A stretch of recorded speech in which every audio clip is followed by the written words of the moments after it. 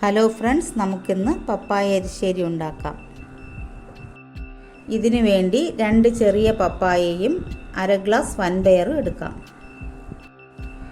വൻപയർ നന്നായി കഴുകി കുക്കറിൽ വേവിക്കാം.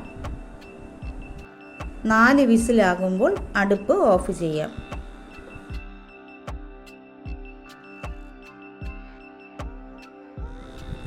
കുക്കർ തണുത്ത ശേഷം അരിഞ്ഞ പപ്പായ വേവിച്ച പയറിൽ ഉപ്പും ചേർത്ത് 2 വിസിലാവുമ്പോൾ അടുപ്പ് ഓഫ് ചെയ്യാം.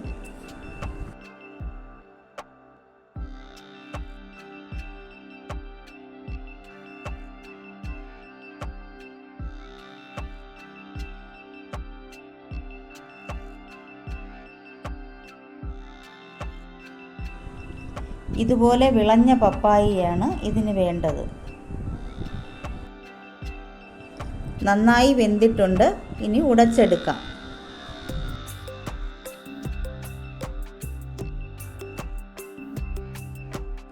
അരപ്പിന് വേണ്ടി ചെറിയ അരമുറി തേങ്ങ, 1/2 ടേബിൾ സ്പൂൺ മുളക് പൊടി, 1/2 ടീസ്പൂൺ മഞ്ഞൾപ്പൊടി, 1/2 ടീസ്പൂൺ ജീരകം, 1/2 ടീസ്പൂൺ കുരുമുളക് പൊടി, 1 അല്ലി വെളുത്തുള്ളി. തരിയായി അരച്ചെടുത്ത അരപ്പ് ചേർത്ത് നന്നായി ഇളക്കുക. ഉപ്പ് വേണമെങ്കിൽ ചേർക്കാം. കൂടുതൽ വെള്ളം ചേർക്കണ്ട.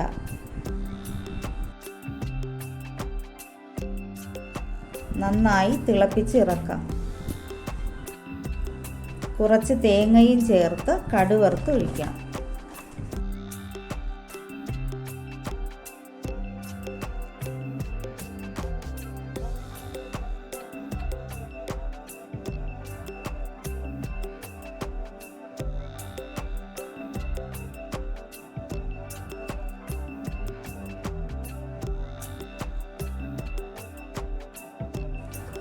രുചികരമായ പപ്പായ എരിശ്ശേരി തയ്യാറായി.